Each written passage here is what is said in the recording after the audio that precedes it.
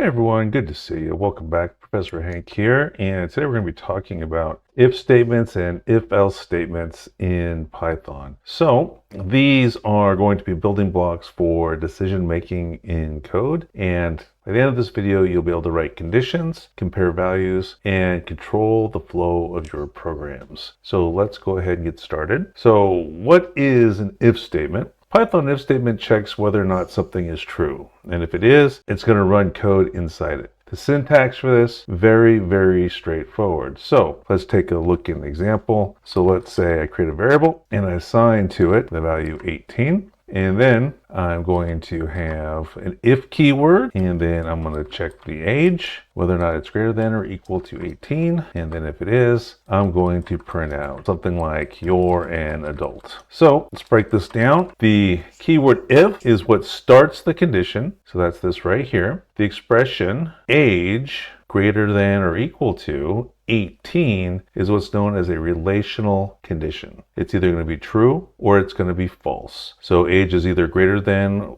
or equal to 18, or it's not. It's true or it's false. So if it's true, then Python's going to run the block below. So if I run this, you're going to see you're an adult because it was true. So let's take a look at the common relational operators in Python. So we've got double equals, and that is going to be equal to. So you're checking for equality with two equal signs like that. Then we've got not equal to, and you're checking to see if something is not equal to something else. We've got less than, we've got greater than. That's pretty straightforward. Nothing too crazy about that. We've got less than or equal to. So less than or equal to, and then we've got greater than or equal to, like we just saw in our previous example. So this is greater than or equal to. So you're going to use these to compare numbers, strings, and other items within Python. So let's now take a look at an if-else statement. So this allows you to run a block of code if a condition is true, and a different block of code if it's false. And so the else is what we're going to add to this. We're going to have if, and then we're going to have else. So for example, I might create a variable temperature and assign to it, say 15. And then if I type keyword if, temperature greater than 20 will print it's warm outside. Otherwise, we'll use the else keyword to display or to execute the other block of code. So there we have this else followed by a colon. Don't forget your colon, easy to do. So print grab a jacket. Now if I run this, since the temperature variable contains 15, 15 is not greater than 20. So this will evaluate to false. So we will skip this block and we'll execute this second block right here. So we're going to see grab a jacket, right? And so there you've got grab a jacket. Now it's possible that we can have more than two options. So in this case with the if else, we've got option A, which will execute if this test expression evaluates to true, or option B if it doesn't. But sometimes you need something a little bit more complex than that, and that is where the elif comes in. So let's say, take a look at an example, create a variable, grade, assign to it 85. Now we want to assign a letter grade, or we want to figure out a display to the user a particular grade based off of 85. 85 is a B, right? Now we're going to have more than one option. It's not just A or B, it could be A, B, C, etc. So what we'll do is we'll say, well, if the grade is greater than or equal to 90, then we'll have our first block where we will simply print out grade A. And then we'll have our first elif. So we're going to have another test expression here. If grade is greater than or equal to 80, then we'll print B. And then we're going to have another one. So elif grade greater than or equal to 70, which case we'll print C. And then we can have a final little else here that will execute if we get that far. So we'll print, and we'll break this down here in a little bit more detail in a second, but we'll say below average. Okay, so the way this works is that as soon as one of these test expressions evaluates to true, then the associated block executes and everything else gets skipped, right? So I'll just do a little print goodbye down here just so we can see that maybe a little bit more clearly. So now since grade is 85, this will evaluate to false.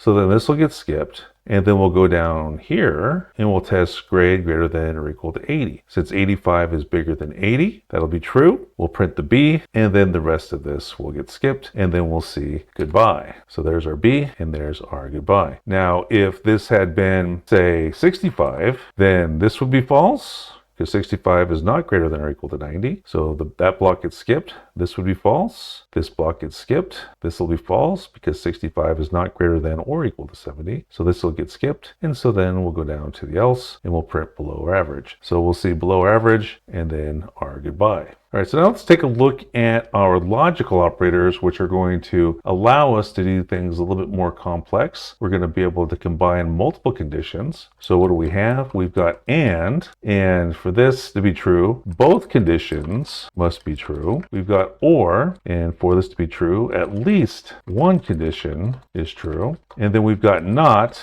which simply inverts a true to a false. So inverts a condition. So let's take a look at an example of this. If we have a variable age equals 25, and we have another variable has ID set to true, then we can say, we can test two things at once. So we can say something like, if age is greater than or equal to 18 and has ID, if this is true and this is true, then this whole thing will evaluate the true and will execute the attached block. So we'll print, access granted. Else we will print access denied. So we are testing two separate conditions here. And in order for this to evaluate the true, the whole thing, both of them have to evaluate the true. So it has to be true and true to print the associated block. Otherwise, if either of these are false or both are false, then we kick down to the else part. So let's move our print goodbye down here, I think. So age is 25, so this will be true. Has ID is true, so this will evaluate the true. True and true is true, so we'll print access granted.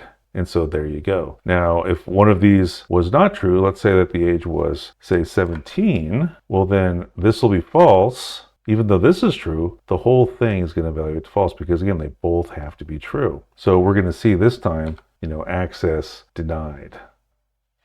Now, quick tip here, you always have to use this indentation as I demonstrated. Python needs to know, or depends on it to know, which code belongs to the if, else, or elif blocks. So that's tip number one. Another tip, common mistake, is that people will forget that equals to is two equals and not a single equal, right? So it's equals equals and not a single equals. So equals, a single equals here is the assignment operator. Double equals here is checking for equality. All right, so now that you have gotten some of the basics down, here is a quick challenge that you can try on your own. So this is a great way to reinforce what you've learned. So we can ask the user for their age, and if they're 18 or older, print you can vote. Otherwise, print you cannot vote yet. So pause the video, try that on your own, and then once you think you've got a solution, resume the video and you'll see the solution that I'll write. Okay, see you in a second. Okay, did you get it? Well, let's see. I need to ask the user for their age. So I'll assign to variable age whatever they give me, and so I'm going to use my input function to prompt them, enter your age, and then whatever they give me, remember input returns a string, so I have to convert that into a number. So I will convert that into an integer. So now I'm going to check if they're 18 or older. So if age greater than or equal to 18, then we'll print, making sure to remember to indent, print you can vote. Otherwise, you can't vote yet. So the otherwise can be handled by else, and then we'll print you can not vote. Cannot vote yet. So let's test that. We'll move our goodbye to the end, and we'll see how well that works for us. So F5, enter your age, 19. You can vote. Do one more test. What happens if I enter in 18? Remember, it's greater than or equal to 18. I can vote. Now let's do one last test. We want to try to test every single case. Greater than 18, equal to 18, less than 18. So this case, I'll enter in 17. You cannot vote yet. So we have success. So that's everything that I have for you in this video on if and if else in Python. As usual, if you're a student of mine, you have questions about the content in this video or any of the videos in our courses, feel free to stop by our online Zoom office hours or send me an email via Canvas. Thanks for watching, and we'll see you next time.